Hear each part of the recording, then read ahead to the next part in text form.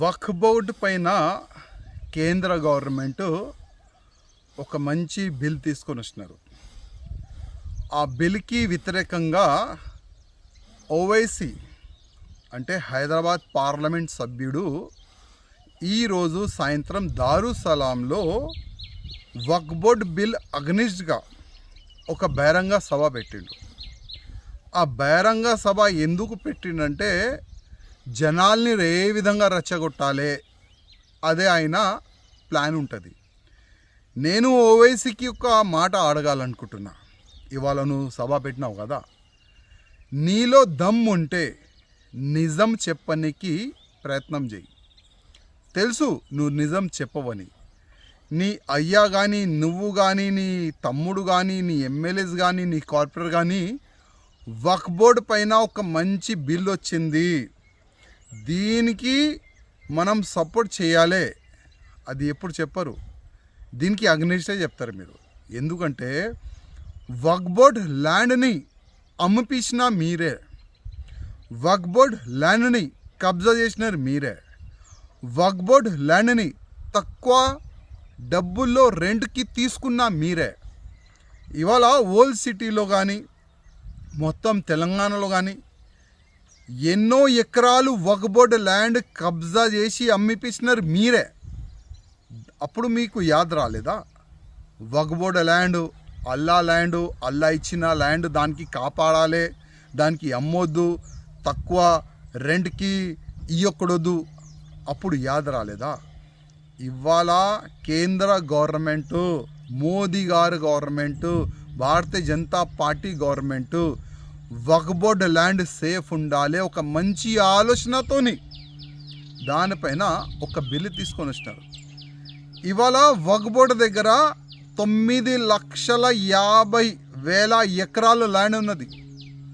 అదే 9,50,000 ఎకరాల్లో ఎన్నో మడిగలు ఉన్నది, షాపింగ్ కాంప్లెక్స్ ఉన్నది, అగ్రికల్చర్ ల్యాండ్ ఉన్నది.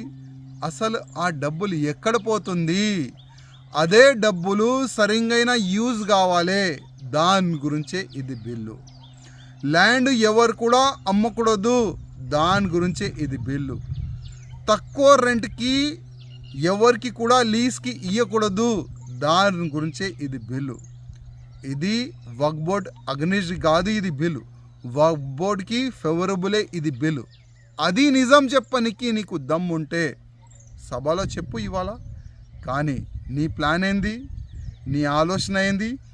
వక్ఫ్ బోర్డు బిల్లు పైన తప్పుగా మాట్లాడాలి, వక్ఫ్ బోర్డు బిల్లు తప్పు ఉన్నది, దాని అగ్నిస్టే మాట్లాడాలి, అది కదా నీ ఆలోచన. కానీ ఒక్క మాట యాద పెట్టుకో, యావత్ భారతదేశం ముస్లిమోలు ఇవాళ మేలుకోవాలి, సమయం ఉన్నది. ఇది చాలా తప్పు చేస్తున్నారు ఈ ఓవైసీ. రెచ్చగొట్టడానికి ఇవాళ ఈ బహిరంగ సభ ఆయన పెట్టిండు.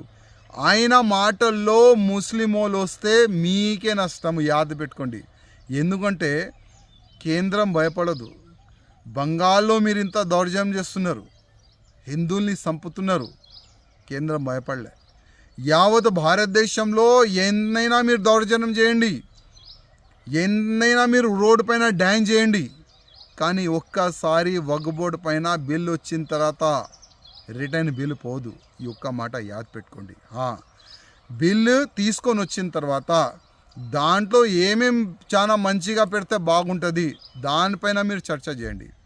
ఆల్రెడీ చాలా వరకు చర్చకి సమయం కూడా ఇచ్చినారు పార్లమెంట్లో, కానీ ఓవైసీకి దమ్ లేకుండే ఆ వక్ఫ్ బోర్డు పేపర్ బిల్లుని చింపి పాడేసిండు. ఎందుకంటే మీడియాలో ఆయన ఫేమస్ కావాలి కదా.